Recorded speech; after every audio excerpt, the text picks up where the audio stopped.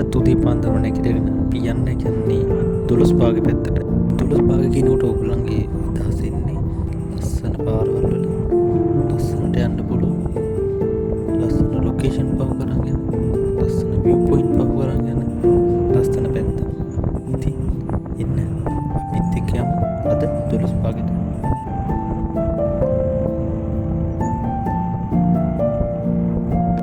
ඉතින් උදේ 5:30ට තමයි පිටත් වුණේ අපි ගෙදරින්. දැන් එනකොට මේ පැත්තට එළිය වැටිගෙන යන වෙලාව. ඉතින් මේ තමයි ලස්සනම වෙලාව. පරිසරයේ සුන්දරත්වය බලන්න පුළුවන් ලස්සන වෙලාවක් තමයි උදේ පාන්දර කියලා කියන්නේ. ඉතින් මේ වගේ ප්‍රදේශයක අනිත් වාහන වලට යනවට වඩා බයික් එකකින් යනකොට තමයි ඇත්තටම මේකේ සුන්දරත්වය විඳගෙන අපිට යන්න පුළුවන්. ඉතින් මම ඉතින් ගොඩක් රෙකමන්ඩ් කරන්නේ මේක බයික් එකේ යන්න. පරිස්සමෙන් බයික් එකේ යන්න. ඉතින් උදේ පාන්දරින්ම අපිට විකිලියන්න. ඉතින් උදේ පාන්දරම අපිට සෙට් වුණා. මාරම ලස්සන වීඩියෝ එකක් තියෙන්නේ හරි.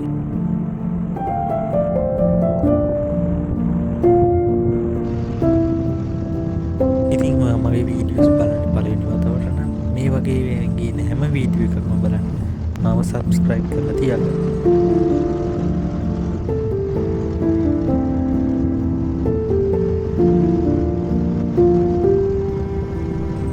ඉතින් මෙතනදී තමයි අපි උදේට කන වෙලාව මේ හරියට අපි කතා කරන්න තියෙන්නේ මේ view point එකත් බලාගෙන.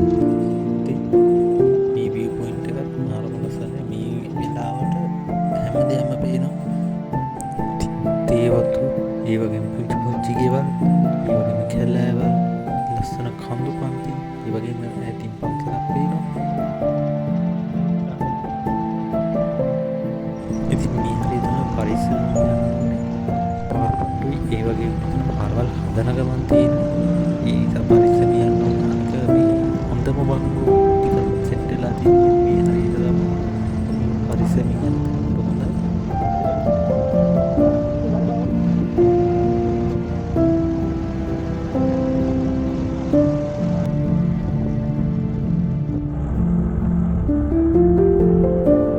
view එක තමයි පේන්නේ දිගටම යනකම්. ඉතින් අර පාර යද්දී ඒ view එක බලාගෙන එහෙම යනවා කියන්නේ ආය වෙනමම ලෙවල් එකක් ඒක.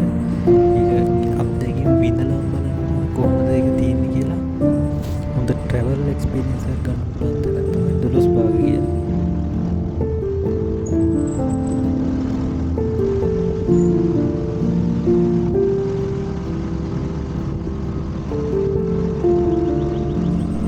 විශේෂයෙන්ම කියන්නේ තමයි මේ වගේ පැත්තක මේ වගේ වංගු කඳු තියෙන පැතිවල බයිසිකලේ හරි වාහනේ හරි අනිවාර්යෙන් බයිසිකලේ හරි වාහනේ හරි තත්ත්වය පරීක්ෂා කරගෙන මේ වගේ දුර ගමනක් යන්න පුළුවන්ද කියන එක.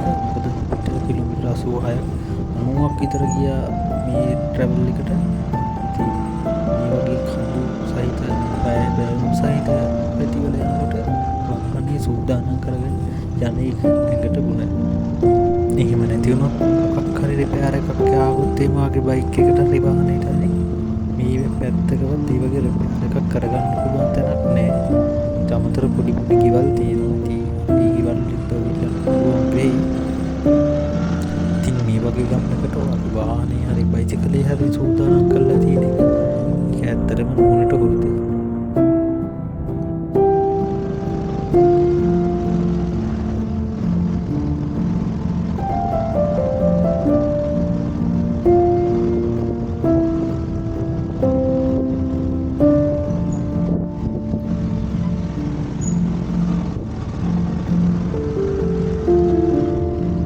ට්‍රැවල් එකේ අපි මුලින්ම ફોකස් කරේ මේකේ උඩම තියෙන view point එකට යන්න. ඉතින් මේ view point එකට තමයි යන්න. අතරතුර තමයි මේ තියලි මේ හැමදේම තියෙන්නේ. ඉතින් ඔබට චර වෙහෙස වෙන්නේ නැතුව පාර අයිනේ මේ තියලි කොම් බලා ගන්න පුළුවන්.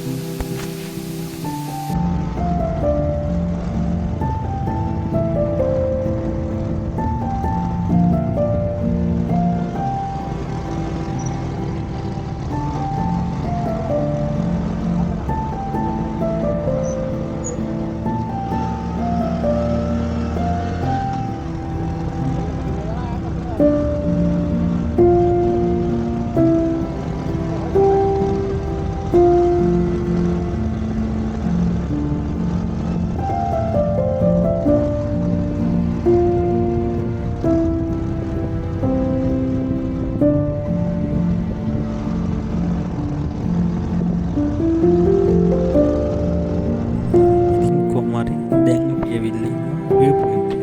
මේ view point එකේ උඩටත් පාර තියෙනවා කෙලින්ම වැටෙන්නේ සුළුස්පාගේ ටවුන් එකට. ඉතින් ටවුන් එකට යනකොට ලස්සන තැන් කීපයක් තියෙනවා. මෙතනත් ඔයගොල්ලෝ යනවා නම් යන්න පුළුවන් ඒ වගේම. ඉතින් මෙතන ඔයාට ඉඳගන්න තැනක් ඒව විවේක ගන්න පුළුවන් ස්ථානයක් මෙතන මේගොල්ලෝ හදලා දීලා තියෙනවා. ඒක නම් ලොකු දෙයක්. මාරම වයිඩ් view එකක් තමයි මෙතන තියෙන්නේ. ඉතින් තව දෙයක් තියෙනවා මේ ප්‍රදේශයේද හොඳට සිග්නල් තියෙනවා. මට තැන් දෙකකදී විතර ලොස් එකක් ආවේ ඩේටා වැඩ කරන්නේ නැතුව. නමුත් ෆෝන් එකෙන් කෝල් ගන්න කෝල් ආන්සර් කරන්න ගැටලුවක් වුණේ නැහැ ඒක.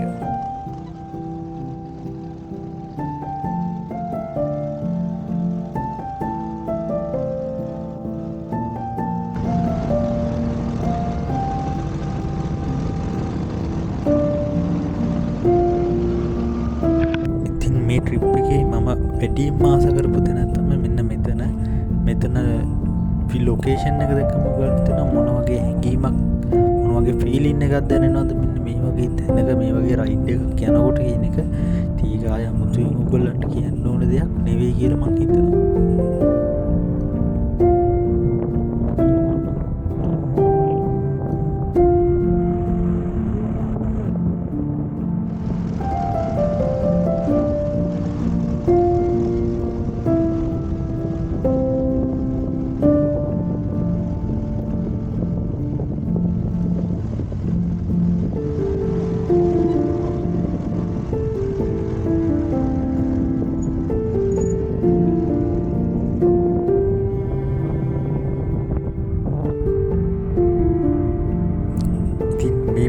ඉතින් ඔයගොල්ලෝ පව කරගන්නේ ලංකාවේ තවත් ලස්සන ග්‍රවුන්ඩ් එකක්. ඉතින් බලන්නකෝ එතන.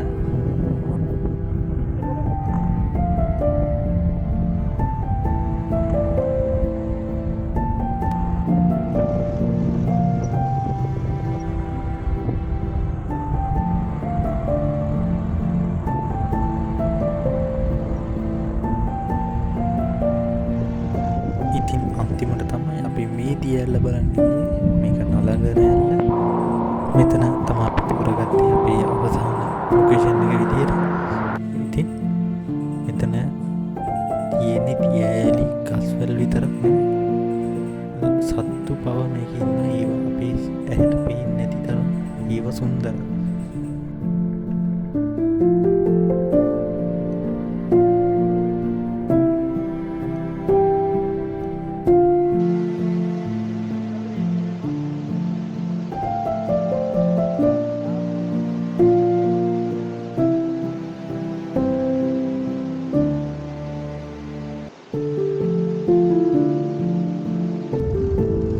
මේකත් එක්කම අපි අපේ වීඩියෝ එකේ අවසානයට එනවා.